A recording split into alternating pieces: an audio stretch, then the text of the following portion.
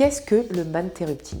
Aujourd'hui, on va parler de ce phénomène qui est encore un peu trop présent. On va commencer avec deux chiffres très significatifs. Le premier, dans une réunion, les hommes monopolisent 75% du temps de parole. Le second, les hommes interrompent 23% de plus une collègue féminine qu'un collègue masculin. Et oui, c'est ce qu'on appelle le man-interrupting. Vous l'aurez compris, c'est la contraction du mot man et du mot interrupting, assez facile à comprendre, et c'est tout simplement le fait d'être coupé par un homme quand on est une femme. Bien que généralement inconscient, le man-interrupting est un biais sexiste, autrement dit une habitude dont il faut se défaire.